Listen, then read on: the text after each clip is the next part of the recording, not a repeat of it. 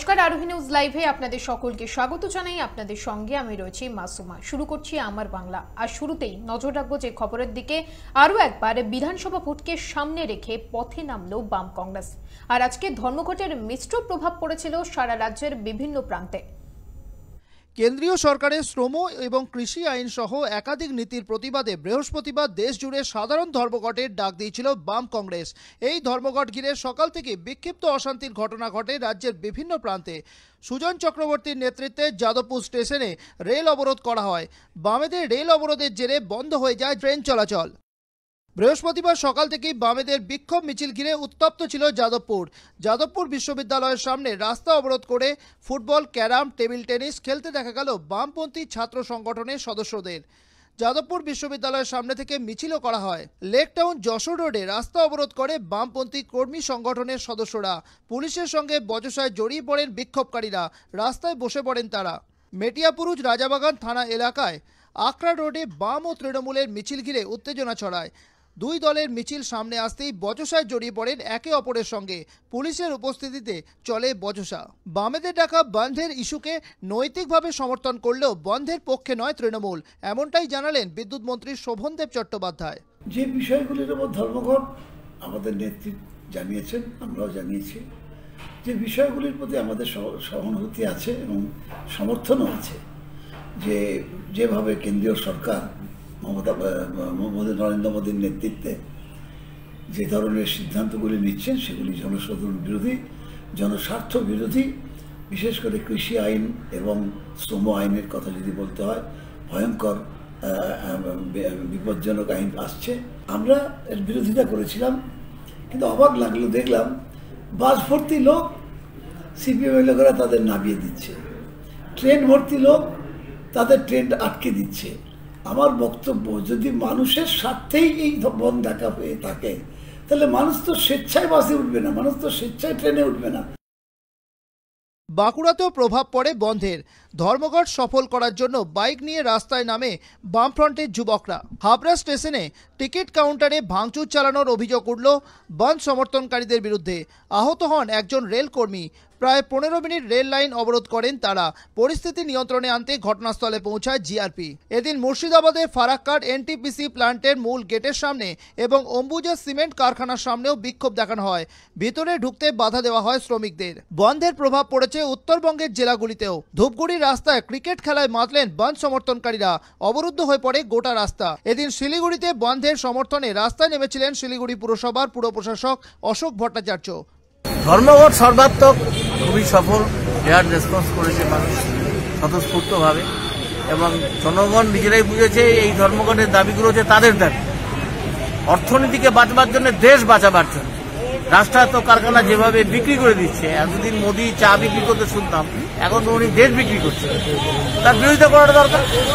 শিক্ষার অধিকারটা মুসলিমের কিছু মানুষ, ছেলে মেয়ে, বড় লোকের ছেলে মেয়েরা শিক্ষা পাবে, আর গরিব বস্তিবাসীর ছেলেমেয়েরা শিক্ষা পাবে না, এটা তো হতে পারে না। আগে সোশ্যাল সিকিউরিটি সুবিধা পেত, সেটাও তুলে দেবে। 300-র ওপরে যদি ট্রেনিং শ্রমিক থাকে, তাহলে একমাত্র ট্রেনিং করা যায়, অন্য জায়গায় ট্রেনিং করা যাবে না। এটা তো হতে পারে না। আমাদের দাবি 100 দিনের জায়গায় 200 দিনের কাজের ব্যবস্থা করতে হবে। এই যে গ্রামাঞ্চলে 100 ডেজের বদলে 200 ডেজ, এই যে দাবিগুলো করছি, এ কি সিপিএম এর দাবি? এ কি কংগ্রেসের দাবি?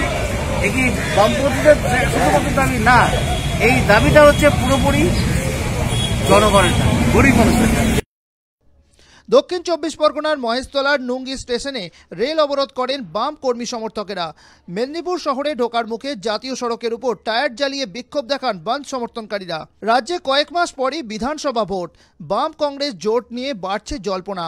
ভোটের আগে নিজেদের অস্তিত্ব জানান দিতে এদিন রাজ্য জুড়ে কোমর বেঁধে পথে নেমেছিল বামেরা। তবে বন্ধের মিশ্র প্রভাব পড়লেও ইভিএমে বামেরা কতটা ফায়দা তুলতে পারবে তা এখনই স্পষ্ট নয়। ব্যুরো রিপোর্ট, আরোহী নিউজ। যাদবপুর 8B বাস স্ট্যান্ডে সকালে বাস পরিষেবা স্বাভাবিক ছিল, কিন্তু বেলা বাড়তেই উধাও বাস।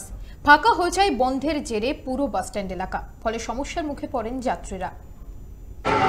আমরা এখন দাঁড়িয়ে রয়েছি যাদবপুরের 8B বাস স্ট্যান্ডে, এবং আজকে যে 12 ঘন্টা ধর্মঘট সিপিএমের তরফ থেকে দেওয়া হয়েছে বামফ্রন্টের তরফ থেকে, সেই ধর্মঘটে দেখতে পাচ্ছেন যে যাদবপুর বাস স্ট্যান্ডে এই বাস স্ট্যান্ডে সকাল থেকে বাস থাকলেও এখন যে দুপুরের পরে চিত্রে উঠে আসে চিত্রে পুরোপুরি ফাঁকা বাস স্ট্যান্ড একদম আপনি দেখতে পাচ্ছেন একটাও বাসে প্যাসেঞ্জার রয়েছে, প্যাসেঞ্জাররা বসে রয়েছেন বাস কখন আসে, কিন্তু একটাও বাস নেই এই বাস স্ট্যান্ডের মধ্যে। আমি প্রায় 10-15 মিনিট হলো এখানে বসে আছি এই বি বাস স্ট্যান্ডে, কিন্তু এখানে এখন পথ অবরোধ চলছে, কিন্তু আমি এখনো কোনো বাস পাচ্ছি না, কী করে পৌঁছাবো সেটাও বুঝতে পারছি না।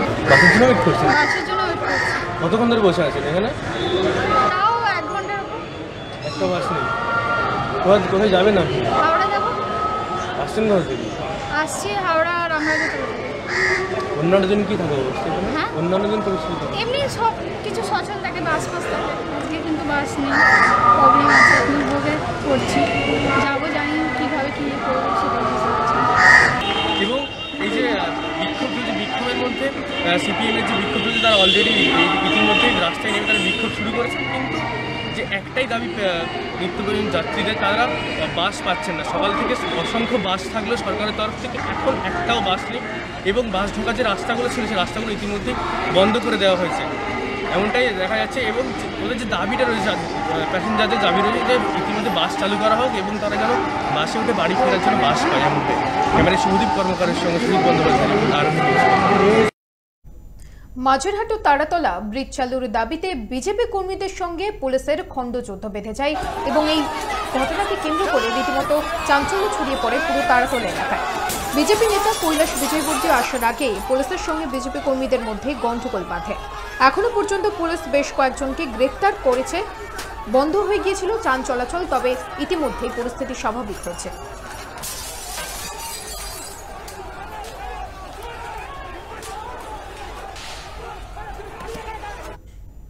জগদীপ ধনকরকে আর রাজ্যপাল রাখা উচিত নয়, এমনই কটাক্ষ মন্তব্য করলেন সাংসদ কল্যাণ Bandyopadhyay. All you are aware about the 2 tweets made by the Honorable Governor Jagdeep Dhankar. He targeted the detective department of the Calcutta Police, targeted the different police officials and also the ministers. Kolkata Police is doing this wonderful job at every footsteps. The governor is obstructing Kolkata Police to continue with the investigation. The governor is trying to influence the Kolkata Police. Governor is trying to defend the Kolkata. বীরভূমে একটা virus এসেছিল, পশ্চিমবঙ্গে 5টা virus ঘুরে বেড়াচ্ছে। Virus যাতে কোনোভাবেই ছড়াতে না পারে। বৃহস্পতিবার বীরভূমে দলীয় মিছিল থেকে কর্মীদের এই বার্তাই দিলেন বীরভূম জেলার তৃণমূল সভাপতি অনুব্রত মণ্ডল।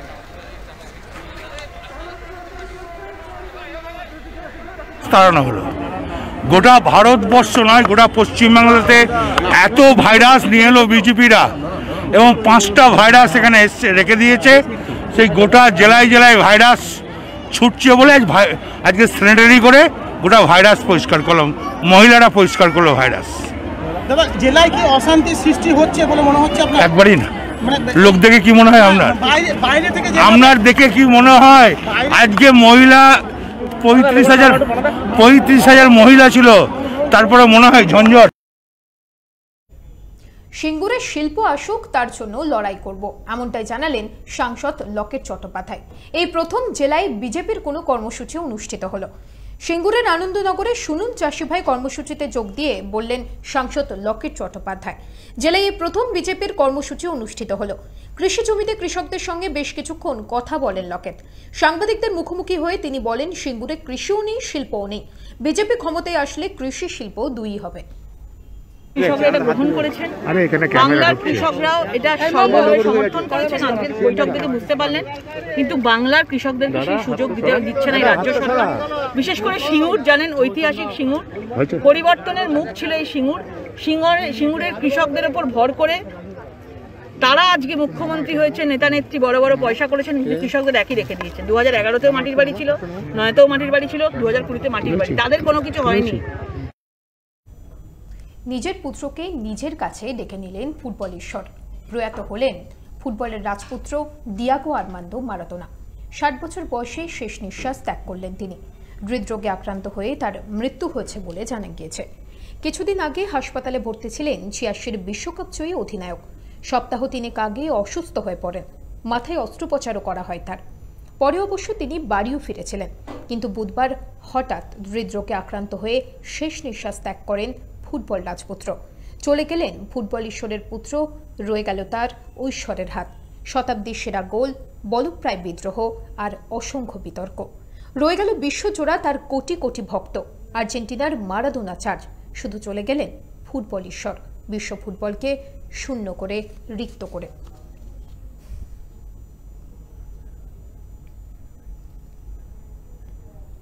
মারাদোনার প্রয়াণে শোকস্তব্ধ দমকল মন্ত্রী সুজিত বসু। মারাদোনার প্রয়াণে কি প্রতিক্রিয়া তার, সেটা আপনাদের শোনাবো। প্রথমত বলি, এত বড় একটা ঘটনা কালকে যখন শুনলাম, এটা অত্যন্ত দুঃখের আমাদের কাছে, অত্যন্ত বেদনাদায়ক আমাদের কাছে। তার কারণ মারাদোনা খেলা দেখেছি, মারাদোনাকে সামনে থেকে দেখেছি, মারাদোনার সাথে একসাথে জার্সি পরেছি, একসাথে ড্রেস করেছি, একসাথে মারাদোনার সাথে ড্রেসিং রুমে শেয়ার করেছি। এটা আমার জীবনে পরম সৌভাগ্য। আমরা ফুটবল খেলেছি, কিন্তু ওই লেভেলে তো ফুটবল খেলিনি। ছোটোবেলায় ফুটবল খেলতে খেলতে কাউন্সিলর হয়ে গেছি। তা মারাদোনা আমাদের কাছে স্বপ্ন ছিল। আমার বাংলা এখন এই পর্যন্তই। অন্যান্য সব খবরের জন্য দেখতে থাকুন আরোহী নিউজ।